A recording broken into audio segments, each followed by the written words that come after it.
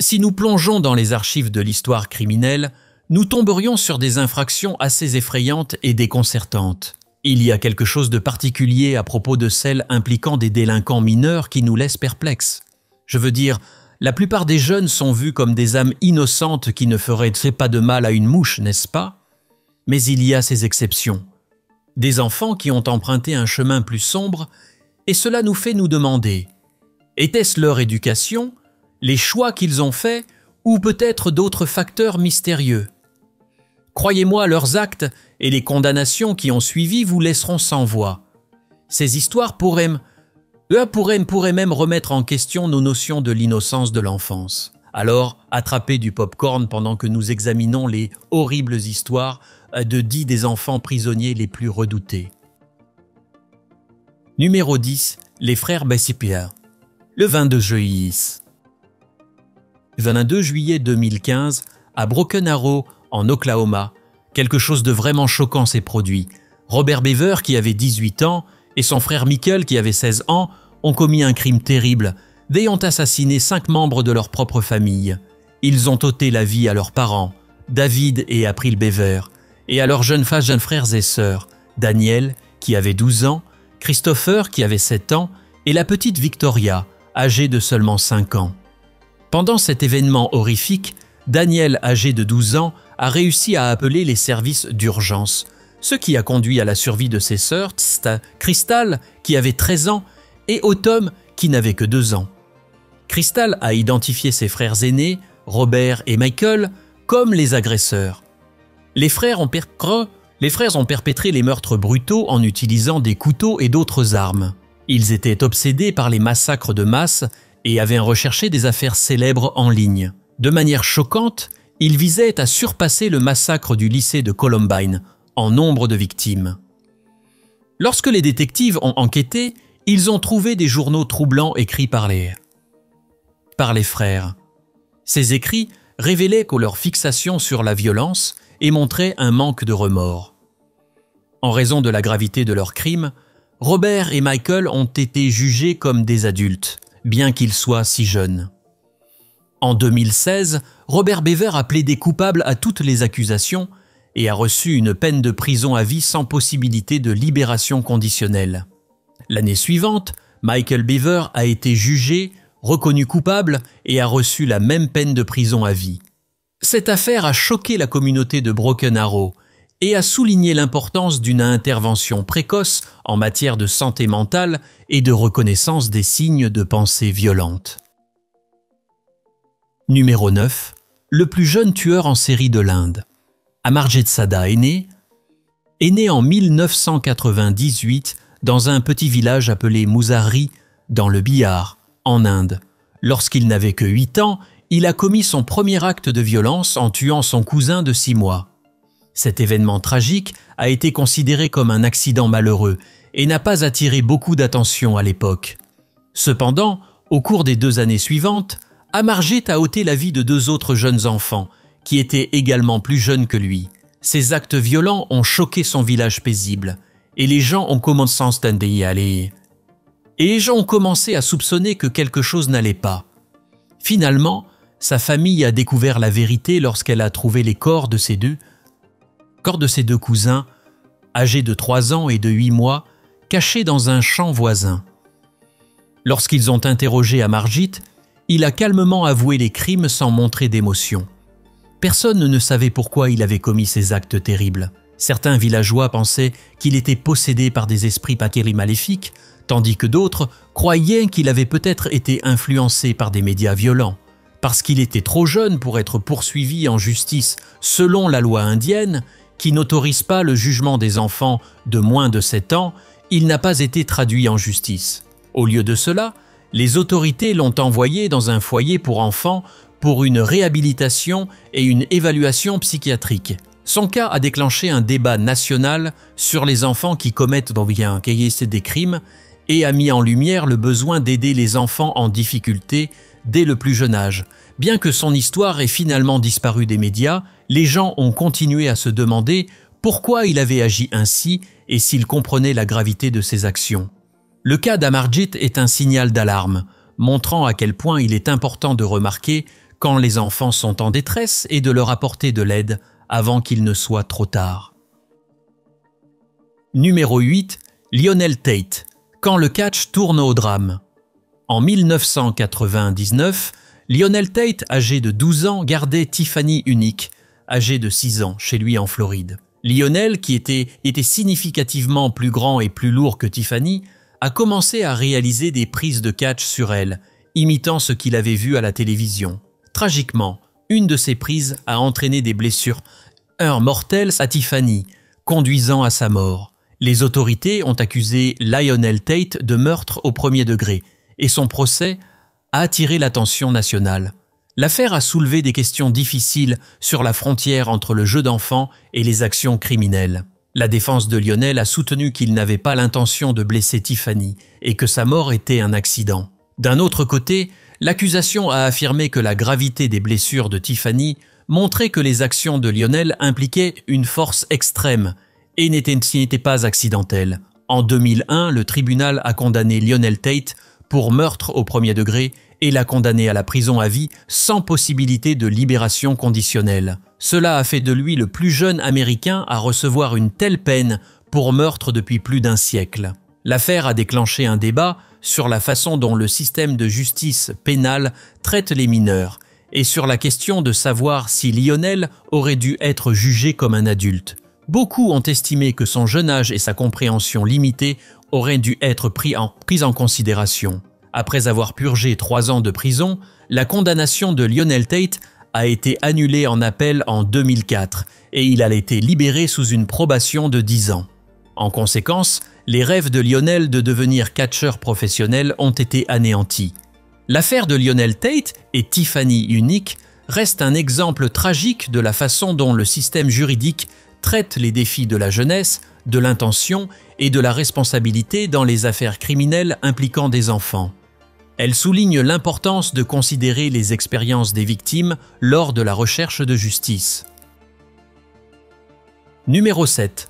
Roxana Sikorski.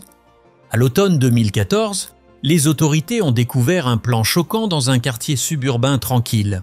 La communauté a été effrayée lorsqu'elle a appris que Roxana Sikorski, âgée de 15 ans, était au centre d'un complot troublant visant à nuire à ses propres frères et sœurs et à ses parents adoptifs.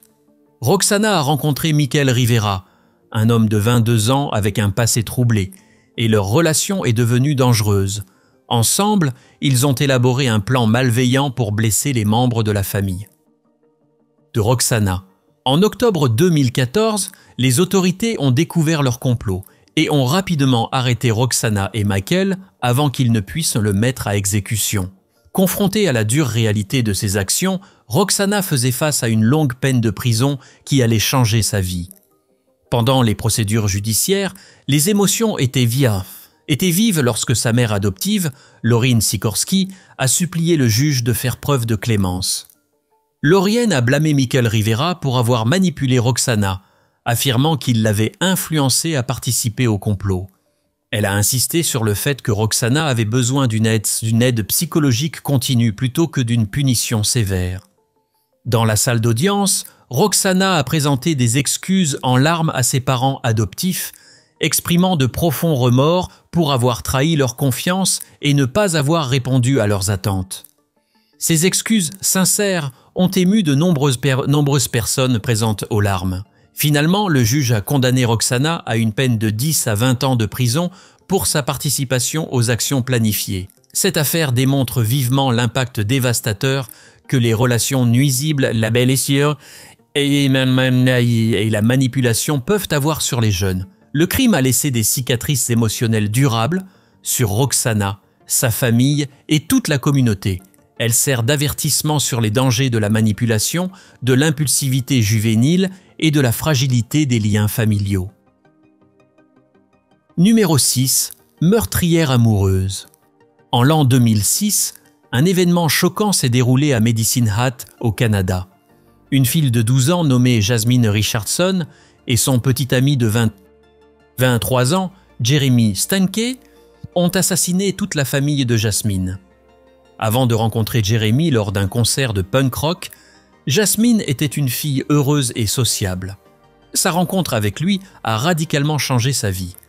Sous l'influence de Jeremy et sa fascination pour le style de vie gothique, Jasmine s'est transformée en quelqu'un d'irréconnaissable. Jeremy, qui avait eu une enfance troublée, prétendait être un loup-garou de 300 ans et portait une fiole de sang autour du cou. Lorsque les parents de Jasmine, Mark et Deborah Richardson, ont découvert leur relation, ils lui ont interdit de voir Jeremy, ce qui a suscité chez elle du ressentiment envers eux. Alimenté par ce ressentiment, Jasmine et Jeremy ont planifié de tuer sa famille. Jeremy a exprimé sa colère sur son blog, tandis que Jasmine a initié le plan dans des emails, déclarant « Cela commence par moi les tuant et se termine par moi vivant avec toi ». La veille des meurtres, ils ont regardé un film violent alimentant leurs intentions sinistres. Le lendemain, ils ont exécuté leur plan et ont tué Mark, Deborah et leur fils de 8 ans. Un voisin a remarqué quelque chose d'inhabituel chez les Richardson et a alerté la police. Lorsque les officiers sont arrivés, ils ont découvert les corps sans vie des membres de la famille, mais Jasmine avait disparu. Initialement, ils l'ont considérée comme une victime également. Cependant, des preuves numériques, y compris des échanges d'emails, ont impliqué Jasmine et Jeremy dans les meurtres. Des témoins ont témoigné que les deux avaient avoué leur culpabilité. Lors de son procès, Jasmine a plaidé non coupable, affirmant que les discussions sur le meurtre de sa famille étaient hypothétiques.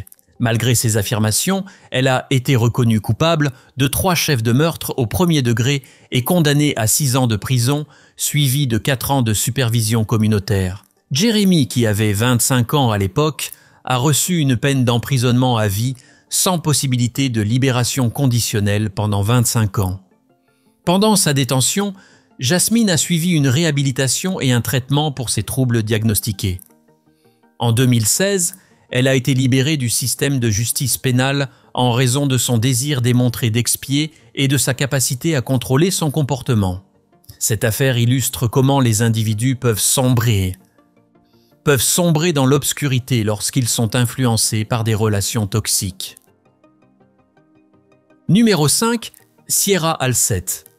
En 2021, Sierra Alcett, une adolescente, et son petit ami Aaron Guerrero ont été impliqués dans un crime choquant qui a attiré beaucoup d'attention médiatique.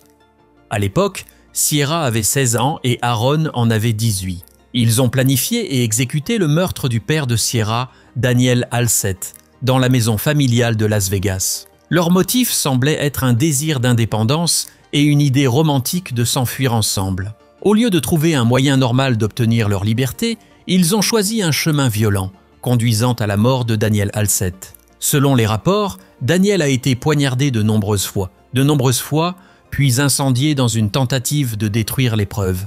Le crime brutal a choqué et horrifié la communauté locale. Les autorités ont rapidement arrêté Sierra et Aaron. Ils ont été accusés de meurtre, d'incendie criminel, de conspiration et de vol. Leur jeune âge a rendu le crime encore plus dérangeant. L'affaire a soulevé des préoccupations sur l'influence des médias sociaux sur les jeunes. Sierra et Aaron avaient partagé de nombreuses images et vidéos de leur relation sur des plateformes comme TikTok, présentant une image idéalisée. Leur représentation romantisée a peut-être contribué à leur décision de commettre le crime. Au fur et à mesure que les procédures légales se déroulaient, le public a suivi de près pour voir comment la justice serait rendue. Sierra et Aaron ont fait face à des accusations graves et devaient passer de nombreuses années en prison s'ils étaient reconnus coupables.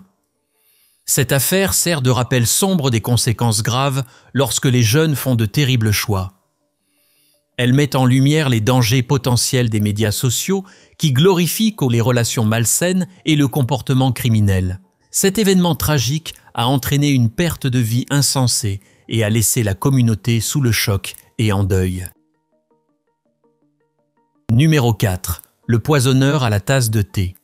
Graham Young est né en 1947 dans le nord de Londres. Malheureusement, sa mère, Bessie, est décédée de la tuberculose alors qu'il n'était qu'un bébé. Son père, Fred, a décidé de l'envoyer vivre chez sa tante Winnie. Cette séparation d'avec sa tante et le remariage de son père ont causé à Graham une anxiété de séparation sévère. Enfant, il a développé un vif intérêt pour les passe-temps solitaires, en particulier la chimie et l'étude des poisons. Sa fascination pour ces sujets s'est approfondie avec le temps. Son beau-père, Frank, lui a offert un kit de chimie en cadeau et Graham a passé de nombreuses heures à expérimenter avec celui-ci. Ses camarades de Stace Pessigui. Camarades de classe l'ont même surnommé le professeur fou en raison de son expérimentation constante. Cependant, Graham a commencé à utiliser ses connaissances scientifiques à des fins sinistres.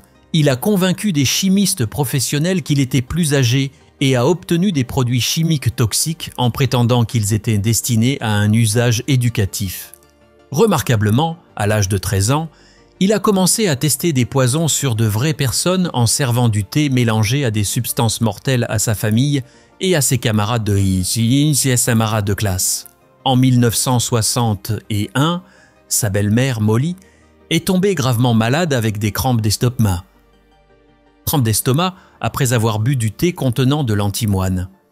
Tragiquement, Molly est décédée après avoir ingéré le thé empoisonné. Et Graham a continué ses expériences dangereuses.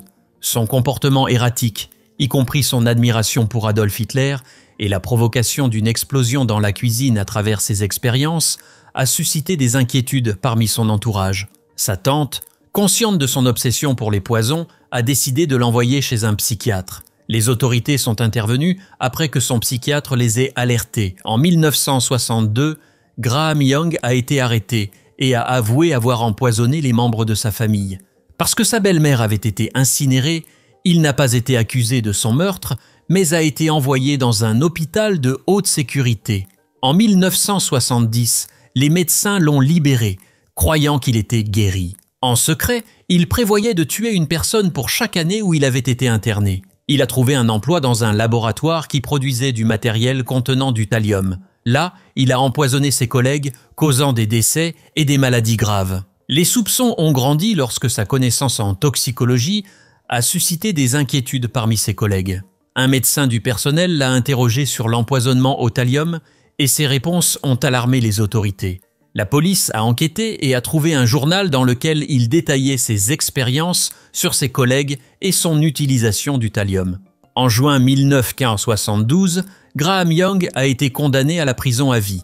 Il est mort en 1990 d'une crise cardiaque, bien que certains spéculent qu'il a mené une dernière expérience fatale sur lui-même. Son histoire a inspiré le film de 1995, The Young Poisoner's Handbook, et a conduit à une figure de cire de lui dans la chambre des horreurs de Madame Tussaud à Londres.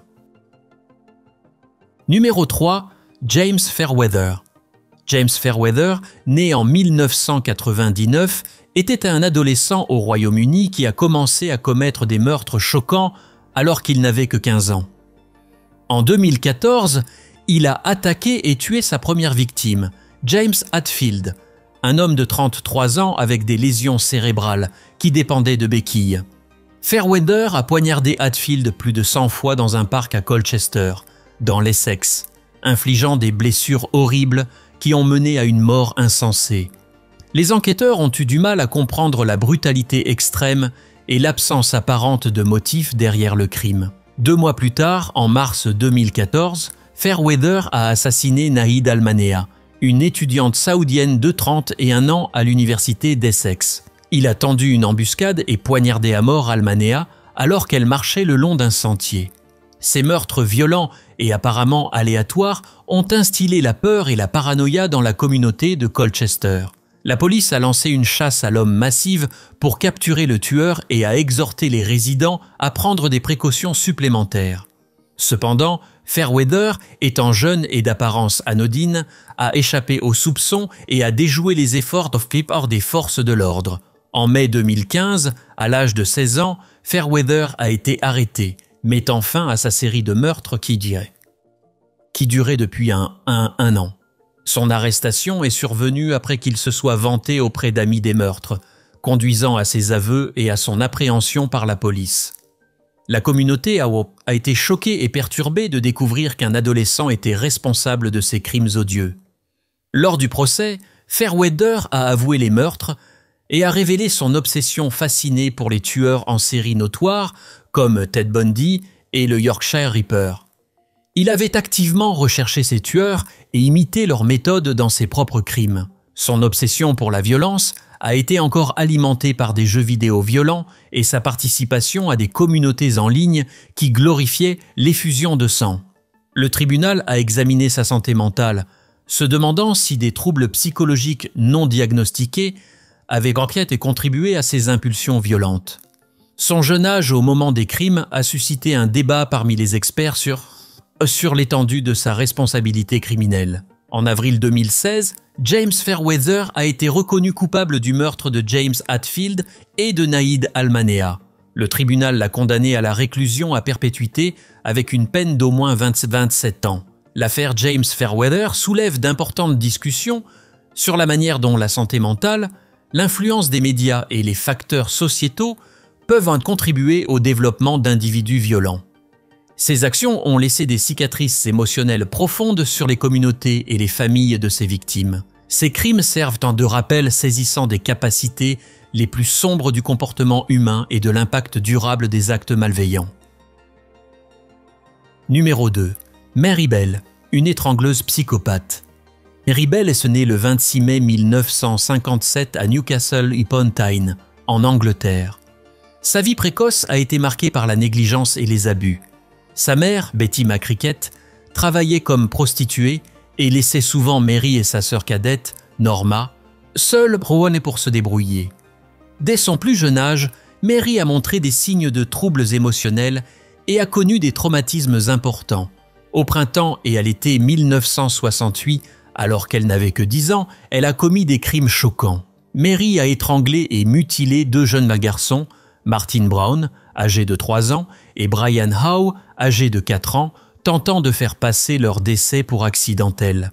Ces meurtres atroces ont déclenché une enquête policière massive et instillé la peur dans toute la communauté locale. Mary et son amie de 13 ans, Norma Bell, ont suscité des soupçons en discutant ouvertement des meurtres. Leur comportement étrange lorsqu'elles ont été interrogées par les autorités a accru les soupçons à leur égard. En décembre 1968, Mary a été jugée dans une affaire historique compliquée par son jeune âge et la nature brutale de ses crimes. Elle a été reconnue coupable d'homicide involontaire en raison d'une responsabilité mentale diminuée et a été condamnée à être détenue indéfiniment. Pendant ce temps, Norma Bell a été acquittée de toutes les charges et libérée. L'affaire a déclenché des débats intenses sur la capacité des enfants à commettre de tels actes odieux et a soulevé des questions sur la responsabilité légale des jeunes délinquants. Après son incarcération, Mary Bell a obtenu une nouvelle identité pour la protéger de l'examen public et de l'attention des médias. Des rapports suggèrent qu'elle est là ensemble et qu'elle a ensuite fondé une famille et a cherché à vivre une vie anonyme, loin de l'œil du public. Numéro 1. L'erreur sous le lit. À Jacksonville, en Floride, en 1998, un garçon de 14 ans nommé Joshua Phillips était seul à la maison avec sa voisine de 8 ans, Maddie Clifton. Maddie était une fille joyeuse et amicale qui vivait à côté et jouait souvent avec Joshua. Le 3 novembre, une dispute entre eux a dégénéré en violence. Joshua a frappé Maddie avec une batte de baseball, causant sa mort. Craignant les conséquences, il a caché le corps de Maddie sous son lit à eau Paso pendant 7 jours. Pendant ce temps, Joshua a fait semblant d'aider à la recherche de Maddie, rejoignant amis, famille et voisins qui la cherchaient désespérément. Le 10 novembre, la police a reçu un tuyau qui les a conduits à fouiller la maison de Joshua. Ils ont découvert le corps en décomposition de Maddie caché sous le lit à eau dans la chambre de Joshua. Joshua a été arrêté et accusé de son meurtre. Lors de son procès, bien qu'il n'ait que 14 ans, Joshua a été jugé comme un adulte. Son équipe de défense a soutenu qu'il n'avait pas l'intention de tuer Maddie et qu'il avait paniqué après le coup accidentel. Cependant, l'accusation a présenté Joshua comme un meurtrier calculateur qui a pris des mesures extrêmes pour cacher son crime. Le fait qu'il ait dissimulé son corps pendant une semaine a renforcé leur dossier contre lui. Joshua Phillips a été reconnu coupable de meurtre au premier degré. Il a été condamné à la prison à vie sans possibilité de libération conditionnelle. L'affaire a soulevé des questions sur le système de justice juvénile et sur la question de savoir si les mineurs devraient être jugés comme des adultes. Nous espérons que vous avez apprécié cette vidéo. Si vous souhaitez consulter davantage de vidéos que nous avons réalisées pour vous, cliquez sur l'une d'elles à l'écran ou consultez la chaîne. Merci d'avoir regardé et nous vous disons à la prochaine fois.